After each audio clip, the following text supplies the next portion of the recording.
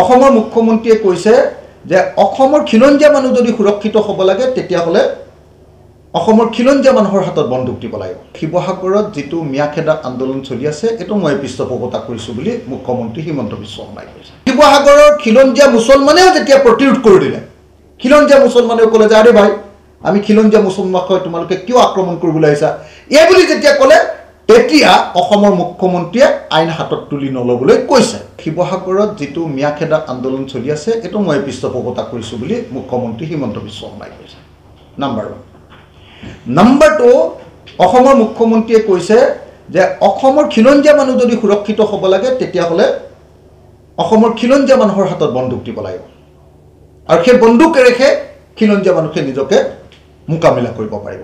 2 আৰু 3, যেতিয়া আমি চাৰিওফালে হাল্লা লগাই দিলোঁ বিশেষকৈ ৰাইজৰ দলে যে এনেকৈ হিন্দু মুছলমানৰ মাজত কাজিয়া লগাবলৈ লৈছে শিৱসাগৰ, তেওঁলোকৰ ভেৰুনীয়া বাহিনী মেলি দিছে শিৱসাগৰ, এই বুলি যেতিয়া হাল্লা লগাই দিলোঁ আৰু শিৱসাগৰৰ খিলঞ্জীয়া মুছলমানেও যেতিয়া প্ৰতিৰোধ কৰি দিলে, খিলঞ্জীয়া মুছলমানেও ক'লে যে আৰে ভাই আমি খিলঞ্জীয়া মুছলমানক তোমালোকে কিয় আক্ৰমণ কৰিবলৈ আহিছা এই বুলি যেতিয়া ক'লে তেতিয়া অসমৰ মুখ্যমন্ত্ৰীয়ে আইন হাতত তুলি নল'বলৈ কৈছে। কিন্তু এইখিনিতে মই এটা কথা কৈ লওঁ দেই, শিৱসাগৰত এটা ঘটনা ঘটিছিলে। সেইদিনা চিটু বৰুৱাহঁতে সেইদিনা ভাড়াঘৰত মিয়া বিচাৰি গৈছিলে আৰু মিয়া বিচাৰি যাওঁতে তেওঁলোকৰ লগত খিলঞ্জীয়া মুছলমানৰ এটা সংঘাত হৈছিল।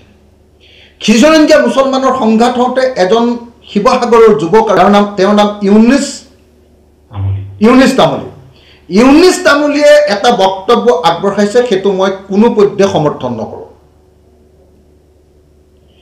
ইউনিছ তামুলীয়ে বক্তব্য আগবঢ়াইছে যে বিদেশী হ'লেও আপোনালোকে একো কৰিব নোৱাৰিব, বিদেশী হ'লেও আমি সুৰক্ষিত কৰিম নে এনেকুৱা ধৰণৰ বাক্য এটা কৈছিলে। সুৰক্ষিত কৰিম বুলি কৈছিল নে নাজানো, যে বিদেশী হ'লেও আপোনালোকে ইয়াত থাকি আক্ৰমণ কৰিব নোৱাৰিব, ইয়াত থাকি ধৰিব নোৱাৰিব, সেইটো আইনৰ জৰিয়তেহে সেইটো মীমাংসা কৰিব লাগিব। কিন্তু তেখেতৰ কথাটোৱে এনেকুৱা এটা ভাৱভংগীৰ সৃষ্টি কৰিছে যে অসমৰ খিলঞ্জীয়া মুছলমানে বিদেশী মুছলমানকো সুৰক্ষিত কৰিব নেকি বুলি এটা ভাৱভংগীৰ সৃষ্টি কৰিছে। মই ইউনিছ তামুলী ডাঙৰীয়াৰ এজন সাধাৰণ ল'ৰা, তেওঁ সংগঠনৰ মানুহ নহয়, তেওঁ এজন সাধাৰণ ল'ৰা, তথাপিও সেই কথাটোৱে যিহেতু এটা বিৰূপ প্ৰভাৱ পেলাইছে, গতিকে মই ইউনিছ তামুলী ডাঙৰীয়াক স্পষ্টভাৱে কৈ দিছোঁ, আপুনি এজন তাৰ স্থানীয় খিলঞ্জীয়া গৰীয়া মানুহ, গতিকে আপুনি এনেকুৱা ধৰণৰ বক্তব্য প্ৰদান কৰি মিছামিছি বিষয়টো ধুৱলি কুঁৱলি নকৰিব। আপুনি এই যিটো বিদেশী শব্দটো যিটো ব্যৱহাৰ কৰিছিলে যে কিবা বিদেশী হ'লেও কিবা এটা হ'ব বুলি কিবা এটা কৈছিলে, মই একজেক্ট বাক্যটো মনত নাই এতিয়া, সেই বাক্যটো মই উঠাই ল'বৰ কাৰণে মই আহ্বান জনাইছোঁ।